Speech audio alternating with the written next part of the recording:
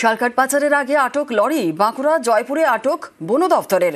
বৈধ নথি না থাকায় লরি বাজেয়াপ্ত। আরো বিস্তারিত বলবে দেবব্রত, রয়েছে আমাদের সঙ্গে। দেবব্রত, একদমই দেখো, চোরা কারবারিরা অর্থাৎ অসাধু যে ব্যক্তিরা তারা কাঠ পাচার করছিল, এই কাঠ পাচারের গোপন সূত্রে খবর পায় জয়পুর বন দপ্তর। এরপরেই পুতুলপুরের জয়রামবাটি যে রাজ্য সড়ক রয়েছে, সেই রাজ্য সড়ক থেকে একটি অবৈধ কাঠ বোঝাই লরি আটক করে, 6 চাকার লরি করে ওই কাঠ নিয়ে যাচ্ছিল।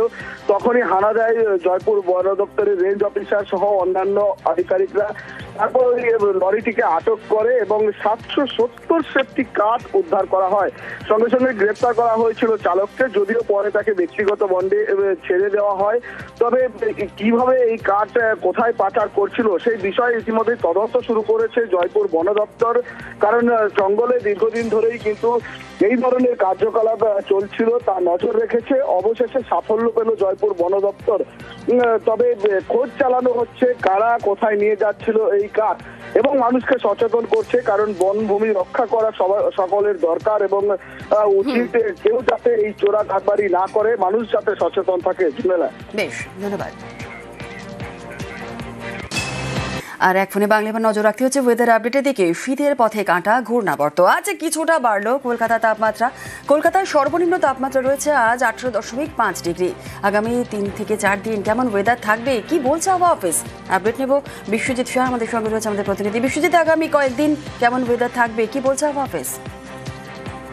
পূর্বাভাস ছিলই এবং সেই মতো কলকাতার তাপমাত্রা 1 ডিগ্রি সেলসিয়াস বেড়ে গেছে এক রাতে, অর্থাৎ 17 ডিগ্রি থেকে 18 ডিগ্রির ঘরে এখন কলকাতার তাপমাত্রা।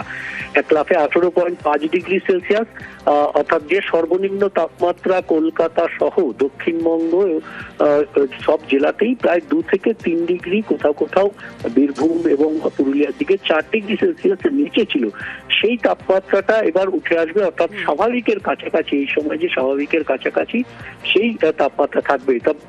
শীত একেবারে হবে এমনটা নয়। শীতের আমেজ যেটা বেশি অনুভূত হচ্ছিল, সেই শীতের আমেজটা রাতে ও সকালে কিছুটা কমবে, অর্থাৎ তাপমাত্রা 2 থেকে 3 ডিগ্রি সেলসিয়াস বাড়তে পারে আগামী 2 থেকে 3 দিনে। এবং একই সঙ্গে যেহেতু হাওয়া বদল হচ্ছে, অর্থাৎ পশ্চিমী হাওয়ার বদলে এখন প্রভাব থাকবে কিছুটা বঙ্গোপসাগর থেকে পূবালি হাওয়ার, আর তাতেই জলীয় বাষ্প ঢুকবে। তাতে কিছু জায়গায় আংশিক মেঘলা আকাশ হতে পারে এবং কুয়াশার সম্ভাবনা রয়েছে।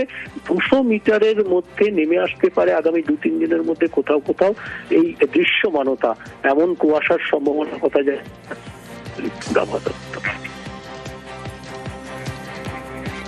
বেশ, একেবারেই দক্ষিণবঙ্গের আপডেট যেমন নিলাম, আমাদের প্রতিনিধি বলছিলেন যে শীতের আমেজ কিছুটা ভোরের দিকে এবং রাতের দিকে কমবে। দক্ষিণবঙ্গে যখন এরকম ওয়েদার, তখন উত্তরবঙ্গে কেমন ওয়েদার থাকবে আপডেট নেব। তাপমাত্রা কিছুটা বেড়েছে উত্তরবঙ্গে। উত্তরবঙ্গে আজ ঝকঝকে আকাশ থাকবে। পার্থ রয়েছে, আরো বিস্তারিত বলবে। পার্থ, উত্তরবঙ্গে কেমন ওয়েদার রয়েছে আজ সকাল থেকে, আর কেমন থাকবে আগামী 3 থেকে 4 দিন? এখন তোমার আকাশ সকাল থেকে কিন্তু পরিষ্কার রয়েছে। তবে যে গত 2 দিন আগে এরকম যতটা তাপমাত্রা আরো স্তরে নেমেছিল, তা কিন্তু খানিকটা বেড়েছে। অর্থাৎ 1 থেকে 2 ডিগ্রি, কোথাও 3 ডিগ্রি তাপমাত্রা বেড়েছে। যেখানে কালিম্পং দিন দুয়েক আগেও যেখানে 16-17 ডিগ্রি ছিল, সেখানে তাপমাত্রা 18 থেকে 19 ডিগ্রি পৌঁছেছে। সমস্ত জেলাগুলোতেও কিন্তু তাপমাত্রা খানিকটা বেড়েছে। অর্থাৎ শীতের যে আমেজ, এখনো কিন্তু পুরোপুরি শীতের আমেজ আসেনি উত্তরবঙ্গে। সকাল এবং সন্ধ্যায় রুটিন করে হালকা ঠান্ডা থাকলেও দিনভর কিন্তু শুষ্ক আবহাওয়া এবং যথেষ্টই তাপমাত্রার পারদ কিন্তু বাড়ছে এবং আগামী কয়েকদিন এমনই থাকবে, এমনটাই কিন্তু জানাচ্ছে আবহাওয়া। বেশ, ধন্যবাদ। এদিকে উপকূলে ফের আটক বাংলাদেশি ট্রলার। ভারতের উপকূল রক্ষী বাহিনীর হাতে আটক 26 বাংলাদেশি মৎস্যজীবী সহ আটক ট্রলার। ভারতীয় জল সীমান্তে ঢুকে পড়ায় আটক। গতকাল থেকে 2টি ট্রলার আটক। গতকাল থেকে মৎস্যজীবীদের আটক করা হয়েছে। উপকূলে ফের আটক বাংলাদেশি ট্রলার। বিশ্বজিৎ রয়েছে টেলিফোন লাইনে। বিশ্বজিৎ, উপকূলে ফের আটক করা হয়েছে বাংলাদেশি ট্রলার। মোট কতজন মৎস্যজীবীকে আটক করা হয়েছে? দেখো, গতকালের পর এখনো পর্যন্ত মোট হচ্ছে 55 জন মৎস্যজীবী এবং 2টি ট্রলারকে আটক করেছে ভারতীয় যে উপকূল রক্ষী বাহিনী। একেবারে যে বাংলাদেশে যে জেলে থাকা অবস্থায় যে ভারতীয় মৎস্যজীবী যে মৃত্যুর ঘটনা যেটা সামনে ছিল, তারপর কিন্তু একেবারে যে ভারতীয় জলসীমানা কিন্তু উপকূল রক্ষী বাহিনী একেবারে কড়া নিরাপত্তা কিন্তু সেখানে ছিল। এবং তার মাঝেই রাতের অন্ধকারে দেখা যাচ্ছে যে বাংলাদেশ বাংলাদেশি যে যারা ট্রলার রয়েছে তারা কিন্তু ভারতীয় জলসীমানায় ঢুকে আসছে এবং তারা সেখানে ফিশিং করছে এবং তারপর গতকালের পর আজকেরও একটি ট্রলার এবং 26 জন মৎস্যজীবীকে কিন্তু আটক করেছে এবং তাদেরকে সকালের মধ্যেই ফ্রেজারগঞ্জ কোস্টাল থানায় কিন্তু তাদেরকে হ্যান্ডওভার করে দেওয়া হয়েছে। গতকালে যারা ছিলেন 29 জন তাদেরকে কিন্তু আজকে কাকদ্বীপ মহকুমা আদালতে তোলা হবে। আজকের এই মুহূর্তে যেটা বাংলাদেশ যেটা বারে বারে অভিযোগ করে আসতো যে জলসীমানায় গিয়ে ফিশিং করে, কিন্তু তা নয়। এখন কিন্তু দেখা যাচ্ছে যে বাংলাদেশের যে যারা মৎস্যজীবীরা আছে তারাও কিন্তু ভারতীয় জলসীমানা ফিশিং করছে এবং আটক হচ্ছে।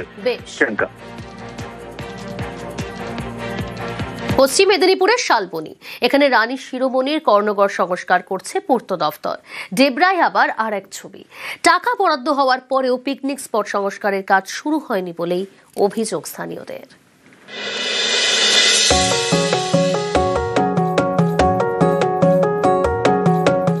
দেওয়ালে খোদাই করা মূর্তি, একের পর এক প্রাচীন খিলান, মন্দির, ছড়িয়ে ছিটিয়ে রানী শিরোমণির রাজকাহিনী, মেদিনীপুরের রানী লক্ষ্মীবাঈর ইতিহাস। পশ্চিম মেদিনীপুরের শালবনীতে কর্ণগড়, রানী শিরোমণির রাজবাড়ি, প্রায় 700 বছরের পুরনো, এখন ভেঙে চুরে গিয়েছে। তবুও ইতিহাসের পাতা উল্টে দেখতে পর্যটকরা আসেন। স্থানীয়রা বলেন এখান থেকে চুয়ার বিদ্রোহের নেতৃত্ব দিয়েছিলেন রানী শিরোমণি। এই কর্ণগড় সংস্কারের কাজ শুরু করেছে পূর্ত দপ্তর। এগুলি অ্যাকচুয়ালি আমরা ইতিহাসে পড়েছিলাম, নিজের চোখে দেখে প্রচুর ভালো লাগছে। এটা ইতিহাসে পড়েছিলাম, নিজের চোখে দেখলে মানুষের স্বভাবতে ভালো লাগতেই পারে, তো ভালো লাগছে। পুরোপুরি যে গড়ের যে অবস্থাটা সেইটা যদি আমরা ফিরিয়ে দিতে পারি তাহলে ইতিহাসকে আরো পুনর্জীবিতই করা হবে। মানুষ প্রচন্ডভাবে উল্লাসিত এবং প্রতিদিন প্রচুর মানুষ, আমরা মেদিনীপুর থেকে নয় কলকাতা থেকেও প্রচুর মানুষ এখানে আসেন এবং এখানে এসে ঘুরে যান। দেখলে মনে হতেই পারে এটা জঙ্গল, কিন্তু আসলে তা না, এটা পিকনিক স্পট।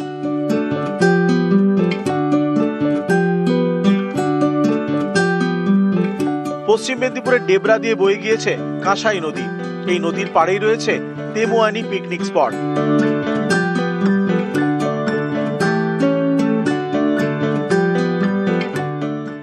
ঝোপঝাড় জঙ্গল, ভাঙাচোরা বাথরুম।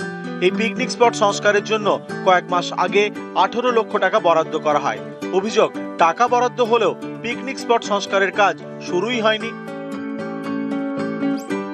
6 মাস আগে তো শুনেছিলাম যে মোটামুটি 20 লক্ষ টাকা বরাদ্দ হয়েছে, কিন্তু আজ অবধি 1 টাকারও কোনো কাজকর্ম এখানে কিছুই হয়নি।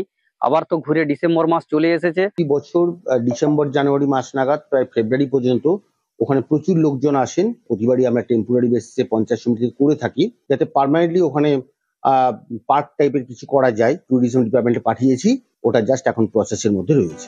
পশ্চিম মেদিনীপুর থেকে শোভন এবং দিগ্বিজয় মাহালি, নিউজ 18 বাংলা।